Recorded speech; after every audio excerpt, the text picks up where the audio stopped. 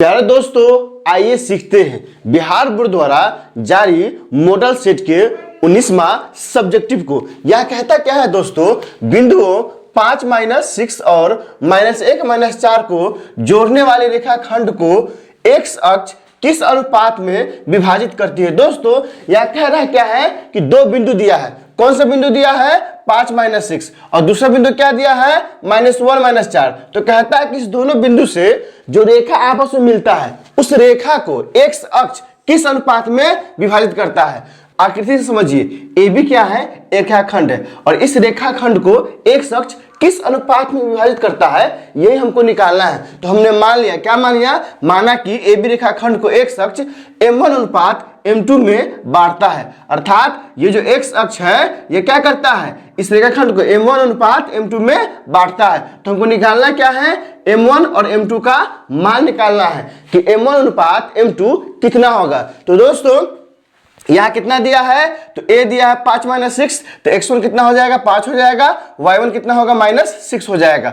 b कितना दिया है? -4, -1 -4, तो x2 कितना हो जाएगा? -1 और y2 कितना हो जाएगा? -4 हो जाएगा। p ab को m1 और m2 में बांटता है। हमने मान लिया कि जो p बिंदु है ना वह क्या है? x अक्ष पर है। और एक बात और ध्यान रखिए, जब भी कोई बिंदु x अक्ष पे होता है तो उसका वाई नियामक क्या होता है? आप कमेंट करके हमें बता सकते हैं। तो दोस्तों यह क्या किया कि P AB को M1 M2 में बांटता है। तो P के नियामक क्या होगा? ये क्या है? फॉर्मूला है। ये क्या है दोस्तों? फॉर्मूला है। अगर आप मेरा कोऑर्डिनेट का वीडियो देखे होंगे तो ये फॉर्मूला आपको अच्छे से याद होगा, और नहीं देखे हैं तो डिस्क्रिप्शन में हमने क्या क्या है कोऑर्डिनेट ज्योमेट्री का प्लेलिस्ट लगा दिया है, आप वहां जाइए और अच्छे से देखिए। तो दोस्तों यहां से P के नियामक क्या हो जाएगा? m1 × x2 + m2 × x1 बटा में m1 + m2। फिर क्या होगा दोस्तों? जब x नियामक लिखना रहेगा तो सिर्फ x से मतलब रहेगा, और जो y नियामक लिखेंगे तो क्या होगा? m1 × y2 + m2 × y1 बटा में m1 + m2। जो y नियामक लिखेंगे सिर्फ y से क्या होगा? मतलब होगा। दोस्तों p क्या है? p x अक्ष पे है, इसलिए इसका नियामक क्या होगा? x 0 होगा। x अक्ष पे जो स्थित बिंदु होता है उसका y नियामक क्या होता है? 0 होता है। और ध्यान रखिए, उलट के सवाल आपसे पूछ देगा कि जो भी बिंदु y अक्ष पे स्थित होता है उसका x नियामक क्या होगा? तो याद रखना है आपको, x नियामक क्या होगा? 0 होता है। तो दोस्तों चूंकि अब p क्या है? x अक्ष पे है, इसलिए इसका नियामक क्या हो जाएगा? निर्देशांक x और 0 हो जाएगा। यहाँ क्या किया दोस्तों? m1 का मान तो निकालना है, और यहाँ क्या है? x2 है। x2 का मान कितना दिया है दोस्तों? -1 दिया है तो -1 रख दिए हैं। फिर प्लस फॉर्मूला से आ गया है, m2 का मान निकालना है, और यह क्या है? x1 है। x1 का मान कितना है? 5 है, तो यहाँ 5 रख दिए हैं। फिर दोस्तों m1 + m2 बटा में है तो जो का तो लिखा गया है। फिर यहाँ देखिए क्या है? m1 का मान तो निकालना है, गुने यहाँ क्या होगा? y2 कितना दिया है दोस्तों? y2 दिया है -4, तो यह क्या होगा? -4 हो जाएगा। फिर प्लस है तो प्लस, m2 का मान निकालना है, और क्या दिया है? y1 कितना दिया है? -6, तो यह क्या हो जाएगा? -6 हो जाएगा। m1 + m2। दोस्तों अब क्या कि इसको आगे बढ़ाया है, जब आगे बढ़ाएंगे तो क्या हो जाएगा? इधर तो जोगे तो हो जाएगा x तो 0 हो जाएगा, और इधर जब गुना करेंगे तो क्या हो जाएगा? -m1 हो जाएगा। फिर ये क्या हो जाएगा? प्लस तो प्लस हो जाएगा, 5 × m2 तो 5 m2 हो जाएगा, m1 + m2 हो जाएगा। फिर इसको गुना करेंगे तो यह माइनस है, यह कुछ नहीं तो प्लस रहता है, तो माइनस प्लस क्या हो जाएगा? माइनस हो जाएगा। 4 × m1 4m1 हो जाएगा। फिर यहाँ प्लस है, यहाँ क्या है? माइनस है, तो प्लस माइनस क्या हो जाएगा दोस्तों? माइनस हो जाएगा।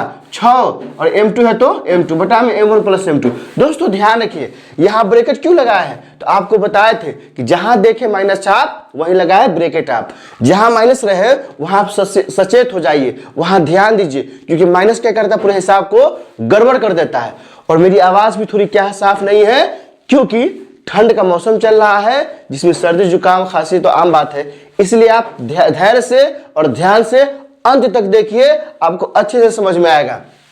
तो दोस्तों अब क्या किए हैं, चूंकि हमको m1 और m2 का मान निकालना है, तो क्या यहाँ यह x नियामक है तो ये x नियामक है, ये y नियामक है और यहाँ ये y नियामक है। तो x नियामक के बराबर होता है और y नियामक के बराबर होता है। तो क्या किए? y नियामक यहाँ 0 दिया है तो 0 के बराबर किसे किए हैं? इस y नियामक के। तो यहाँ क्या दिया है? -4m1, तो -4 m1, फिर यहाँ क्या है -6m2, यहाँ -6m2, फिर यहाँ क्या है दोस्तों m1 बटा में m2, m1 बटा में m2। दोस्तों ये क्या है गुना भागा में है, तो इस पर क्या है गुना में आएगा, तो 0 गुने क्या हो जाएगा m1 प्लस m2 हो जाएगा। आइए इस पर देखिए क्या हो गया, 0 गुने m1 प्लस m2 हो गया, फिर बराबर है, यहाँ क्या बच जाएगा ऊपर में, इस पर जब इसको ले आएंगे तो यहाँ क्या बच जाएगा -4m1 और -6m2 बच जाएगा, जो ये क्या बच गया -4m1 -6m2 बच गया। अब क्या किया दोस्तों, इसको हल किए, 0 में जब इसको गुना करेंगे तो सब क्या हो जाएगा 0 हो जाएगा।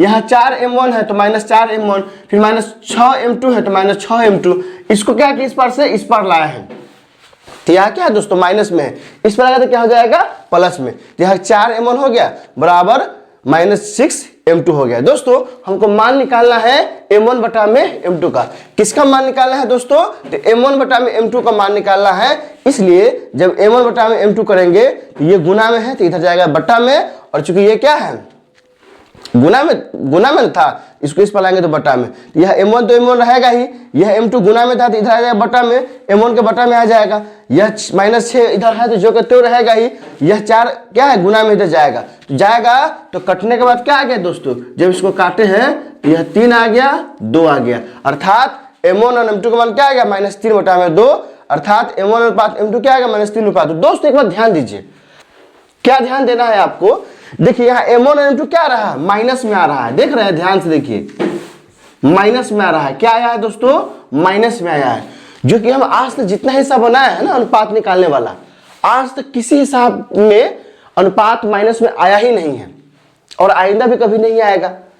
इससे लगता है क्या दोस्तों इस सवाल में कुछ न कुछ क्या है गड़बड़ है, कुछ न कुछ गलत है, और ये पता कैसे चलेगा गलत है, तो आइए हम लोग चेक करते हैं कि सवाल गलत कैसे है। दोस्तों यहाँ कह क्या रहा है कि बिंदु -5 -6, ठीक है, अगर मान लीजिए कि कोऑर्डिनेट हो गया तो ये क्या है 5 और -6, तो -5 और -6 किस पाद में होगा, तो चतुर्थ पाद में होगा, जो प्लस है माइनस है, तो यहाँ हो जाएगा 5 माइनस, इस पाद में ये बिंदु हो जाएगा, और ये है माइनस माइनस, तो ये किस पाद में होगा, तो ये पाद किस पाद में होगा, तीसरा पाद में होगा, यह इसमें हो जाएगा -1 और -4।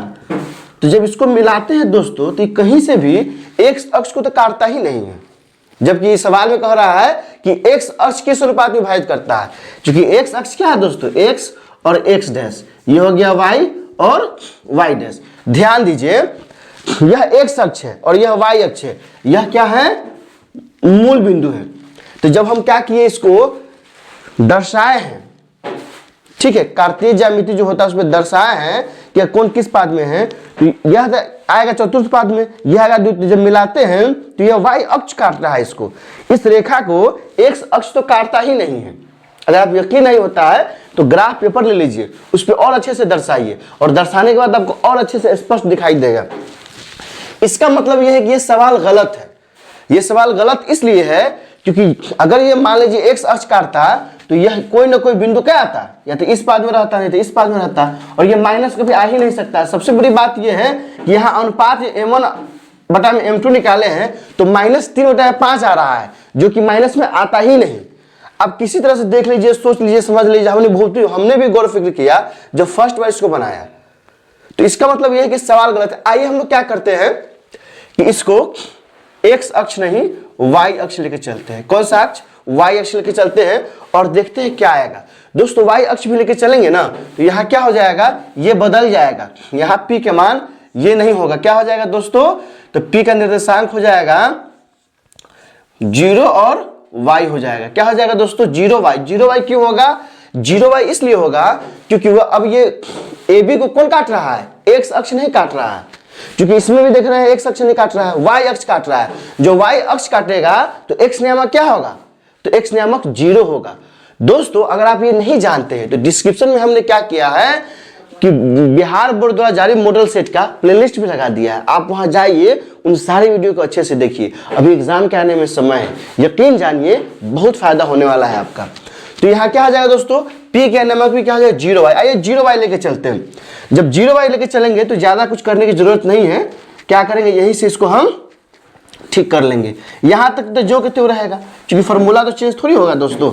यहाँ क्या हो जाएगा 0 और y हो जाएगा, यहाँ भी क्या हो जाएगा 0 y होगा। दोस्तों अब ध्यान दीजिए, सब वही रहेगा क्योंकि सवाल वही है। माना कि ए बी रेखाखंड x अक्ष को m1 अनुपात m2 में बांटता है, तो यह ए बी रेखाखंड हो गया। यह y अक्ष क्या है दोस्तों, y अक्ष, x अक्ष नहीं, ध्यान रखिए y अक्ष क्या करता है m1 अनुपात m2 में बांट रहा है। जब m1 अनुपात m2 में बांटेगा तो क्या होगा दोस्तों, क्योंकि a का नियामक वही है तो x1 y1 वही हो जाएगा, b का नियामक तो वही है इसलिए x2 और y2 भी वही हो जाएगा।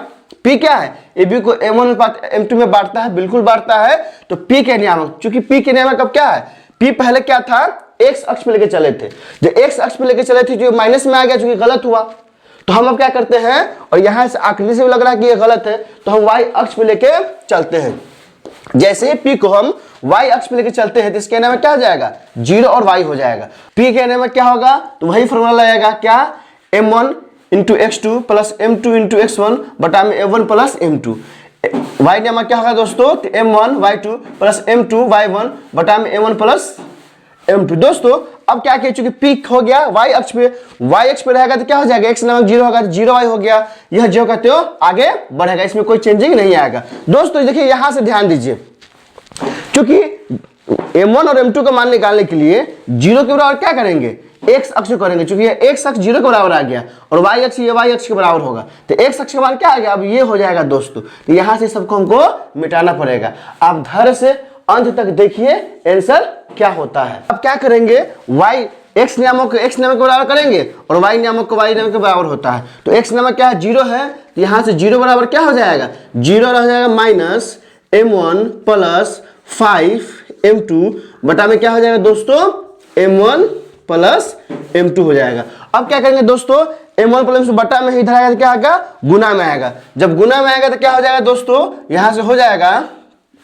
और 0 गुने m1 प्लस m2 बराबर, दोस्तों जब इधर सब आ जाएगा तो ऊपर में क्या बच जाएगा, इस पर माइनस m1 प्लस 5m2 बच जाएगा, क्या हो जाएगा दोस्तों माइनस m1 प्लस 5m2 बच जाएगा। अब क्या करेंगे, जब 0 से गुना करेंगे तो सब क्या आ जाएगा दोस्तों, सब के सब 0 आ जाएगा, यहाँ क्या हो जाएगा माइनस m1 प्लस 5m2 हो जाएगा। दोस्तों ध्यान दीजिए ये क्या है, माइनस में है, इस पर लाएंगे तो क्या आएगा, प्लस में आएगा, और यहां से क्या हो जाएगा m1 बराबर 5m2। दोस्तों अब क्या निकालना है हमको निकालना है अनुपात, m1 बटा में m2 निकालना है, तो m1 रह जाएगा, अब बटा में चूंकि क्या है गुना में है, इधर क्या आएगा m2 बराबर क्या हो जाएगा 5, और इसके कुछ नहीं तो क्या नीचे रहता है 1, मतलब क्या होगा दोस्तों m1 अनुपात m2 क्या आ गया 5:1 आ गया, क्या आ गया दोस्तों 5:1 आ गया। अतः AB रेखा खंड को y अक्ष किस अनुपात में बांटता है, 5:1 में बांटता है। क्या करता है दोस्तों, बांटता है। तो दोस्तों अभी हमने क्या लाया था, माइनस में 3/2 आया था जो कि क्या था, गलत था, हमको भी गलत लगा, और कैसे गलत था आपने देख लिया। जब इसको क्या करें ग्राफ पेपर पर दर्शाएंगे तो यह जो रेखा दोनों बिंदु है वो क्या करेगा, y अक्ष से गुजरेगा, किससे, y अक्ष काटेगा इस रेखाखंड को, तो इसलिए हमने क्या किया, इसको y अक्ष लेके बनाया है, जो कि अब करेक्ट आया और सही आंसर क्या आ गया 5:1 आया है। दोस्तों इसमें कहीं कोई दिक्कत हो तो आप कमेंट करके हमें बता सकते हैं, और ध्यान रखिए इस वीडियो को जरूर से जरूर अपने दोस्तों के बीच शेयर कीजिए, अपने व्हाट्सएप पे स्टेटस लगाइए, ताकि ज्यादा से ज्यादा बच्चों के बीच ये बात पहुंच सके कि ये सवाल गलत है, और क्योंकि बिहार बोर्ड के द्वारा दिया गया है दोस्तों सवाल, इसलिए बच्चों को भी जाना चाहिए। जब कंसेप्ट क्लियर होगा तो आप कैसा भी सवाल आए, क्या सही है क्या गलत है, आप अच्छे से देख सकते हैं। दोस्तों वीडियो अच्छी लगी तो लाइक कीजिए, मेरे चैनल को सब्सक्राइब कीजिए, ज्यादा से ज्यादा शेयर कीजिए। बहुत बहुत शुक्रिया।